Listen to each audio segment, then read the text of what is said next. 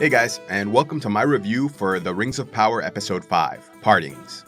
So we're getting close to the end of the season now, with only 3 episodes left, and unfortunately the show still has yet to capture my interest, beyond references to the books. The brief bit of optimism I had with last week's episode was pretty much dashed in this one, with things progressing in a way I'm not very excited about. I didn't hate this episode, but to me it was a return to boring, bad writing coupled with subpar acting, all of which struggles to hold my interest. But I'll get into all that a little later, and for now focus on the positives with my top 5 moments of the night. There weren't all that many references this time around, but there were still a few I very much enjoyed, with the 5th best moment of the episode going to the strange, white-clad women searching for the man from the sky. This scene sent my mind racing because the very first thing that came to mind when I saw them was a magic cult. And when I think of magic cults in relation to Lord of the Rings, I think of the Blue Wizards, Alatar and Palando, which, according to some stories, started magic cults in the East. This then made me think that the man from the sky might not be Gandalf after all, but one of the Blue Wizards, since according to one version of the story, they came in the Second Age to Middle-earth, and helped diminish Sauron's influence in the East, while Gandalf and the other wizards arrived later in the Third Age. And while I suppose it could be a Blue, the connection to the magic cult doesn't really make sense because it wouldn't exist before the Blues went East. So I actually went online to see what other people thought, and apparently many seem to think they are part of the cult of Melkor, which would make sense, as they play an important role in the eventual downfall of Numenor. And if this is the case, it's pretty cool, as I would enjoy learning more about them.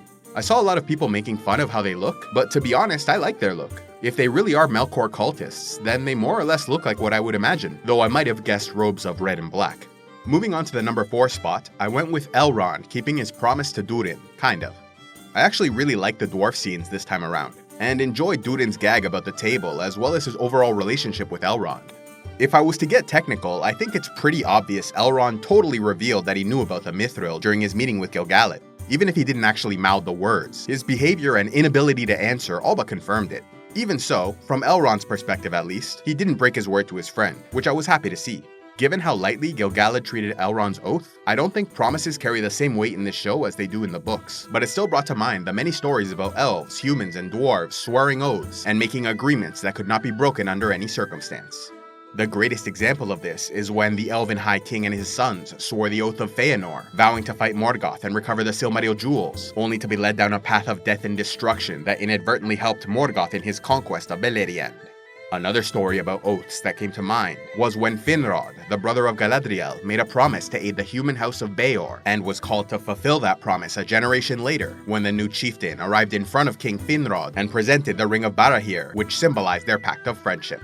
Though Finrod had everything to lose, violating his oath was not an option, and so he gave up his crown and went off on a dangerous quest with only a handful of companions. This quest ultimately cost his life when he sacrificed himself to save the chieftain, which, as Galadriel mentioned in this episode, meant Finrod was killed in a place of darkness and despair by servants of Sauron.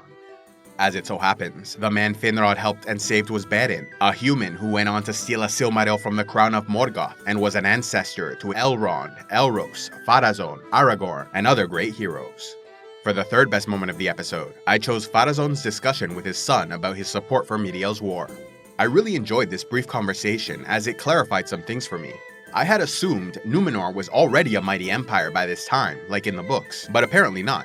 Since the timeline is all jumbled, it looks like it'll be Pharazôn who implements the imperial side of Numenorian policy.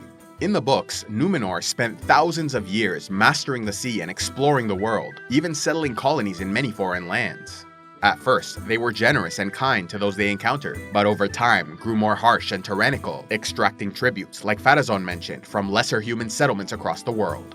It seems like Pharazôn is going to be implementing these expansionist policies on a much smaller scale, focusing on the northwest of the continent, beginning with the Southlands. I also enjoyed hearing them talk about Pharazôn helping depose Miriel's father, which is another thing taken from the books, as Pharazôn and his father were part of the Kingsmen faction, those who believed in Númenórean supremacy, while Miriel and her father were part of the Faithful, those still loyal to the Valar and Elves. For the number 2 spot, I went with the Mithril origin story. So I was a little conflicted about this one, cause the overall story is not from the books, and doesn't really make any sense in that context. However, since the show is changing so much, I actually kinda like this story, and the visuals were very impressive. Breaking it down into pieces, there are some references that could be extracted, like mentioning Manwë, king of the Valar and the brother of Morgoth. There was also the lost Silmaril atop a mountain, which I think would have to be the Silmaril of Maedhros, the eldest son of Feanor, who threw his jewel into a chasm within the earth. It's unlikely to be the other two because one ended up in the sea while the other was with Earendil in the sky. The tree was also a nice reminder of the two trees of Valinor, whose light was captured in the Silmarils, and according to this story was then transferred into mithril ore. Although the mithril origin is made up, the discovery of a mithril deposit during this time period is actually from the books, as one of the reasons Celebrimbor and the elves settled in Eregion was so they could trade with Khazad-dûm, where the dwarves recently discovered mithril veins, as is happening in the show. Now, finally, for the best moment of the episode, I chose Gil-galad and Elrond discussing why they need mithril. Whereas in the books, they wanted to craft objects of beauty and strength, in the show, the light of the Eldar is directly tied to the light of Valinor, and thus can be restored by light from the two trees, which is contained in mithril. Although this part of the story is made up by the show, the individual elements do make references to the books, starting with the idea behind the light of the Eldar. So in the books, the Eldar are the elves who left their original homeland to go live in the enchanted paradise of Valinor. Though not all of them made it, those that did grew wise and powerful, gaining much knowledge and training from the Valar and Maiar, in addition to being saturated with magical energy on a daily basis. When some of these elves then left to fight Morgoth in Middle-earth, they were extremely powerful, wise, beautiful, and intelligent, able to accomplish extraordinary feats, which is how Feanor was able to kill multiple Balrogs by himself, and Fingolfin held his own in single combat against Morgoth. Galadriel, as the niece of these two legendary figures, also possessed extraordinary abilities, which is one of the reasons it doesn't bother me as much as other people that Galadriel is capable of crazy feats, like killing ice trolls by herself. Although it's true that in the books she's not portrayed as a sword-carrying warrior like her brothers, she is still a powerful magic user who did fight in multiple battles and was capable of incredible things, like in the fall of Dol Guldur during the War of the Ring, when she single-handedly threw down its walls, emptied its pits, and cleansed the region of corruption. However, the longer the elves stayed outside Valinor, the more light of the Eldar slowly left them. In fact, the life energy of all elves outside Valinor was slowly seeping away at all times. This was because of Morgoth's primordial influence over the creation of the world, meaning the very land itself is tainted with his evil. Therefore, the only region where the elves can escape this slow degradation is in Valinor because of the magic of the Valar and Maiar. However, in the books, this degradation was slow, so those elves who never returned to Valinor, or never went in the first place, would, by the end of the Fourth Age, fade into shadow, as Elrond mentioned, losing their physical bodies to the decay of time. Since elves are immortal, their spirits would go on wandering the world of the unseen, but would no longer be able to interact with physical reality. So, that's why I believe the corruption Elrond saw was the taint of Morgoth being activated by the reemergence of Sauron and the war in the Southlands. Why it's spreading so quickly, however, I have no idea. So those were my top 5 moments for the night, and while I liked some aspects of this episode, there were also quite a few things I did not enjoy. Some were more minor complaints, while others absolutely gutted any excitement I might have had for future episodes. Starting with some more minor criticisms, I found it incredibly odd the Númenóreans needed instruction on how to kill orcs. I get that their history is different in the show, and I guess they haven't seen an orc in thousands of years, but I still found it ridiculous. Then there was Bronwyn, the healer woman, being the only leader of the Southlands. I found it odd, first of all, that there were so few of their people, and second, that there was no one outside a random healer and an old bartender that had any opinion on what they should do or desire to lead. I mean, she's a good leader, I guess, but I find the politics of the Southland frustratingly non-existent. I also wanted to mention that some of the acting on this show, in addition to the dialogue, is really starting to remind me of the type of quality you might find from a show on the CW, like The Flash, Smallville, or Supernatural. Those are all fine shows for what they are, but no one would ever mistake them for a top quality production. The biggest reason this stood out to me was Galadriel's increasingly bad acting.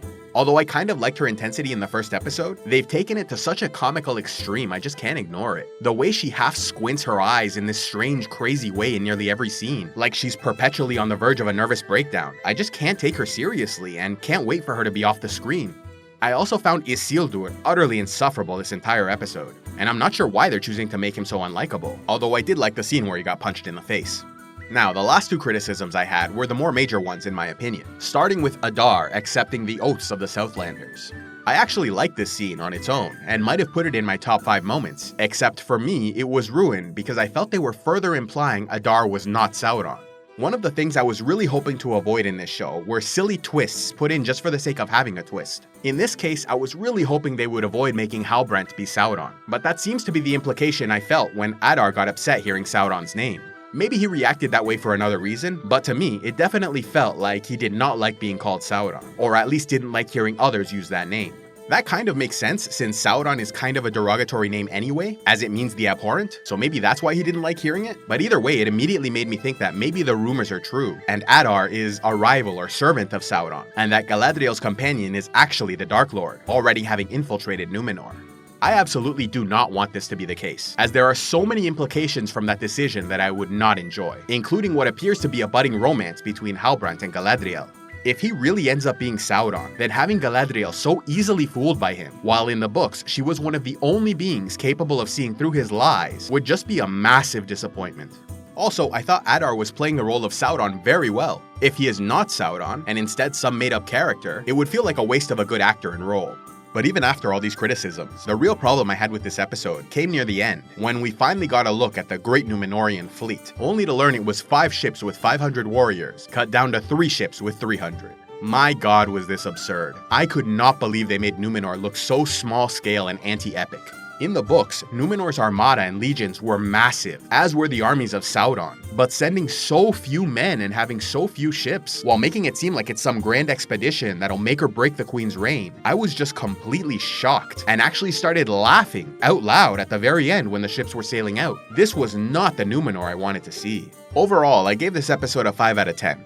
So that's it for my review of The Rings of Power Episode 5. How did you all feel about this one? Am I being too harsh or not harsh enough? Let me know what you think in the comments, and like always, be sure to check out my spoiler-free Prelude to the Rings of Power video, as well as my spoiler-filled videos about the Rings of Power, Kingdom of Numenor, and Second Age, which go over all the events of this period in detail. Links found below. So that's it for now, guys. Thank you all for watching, and I'll see you in the next one.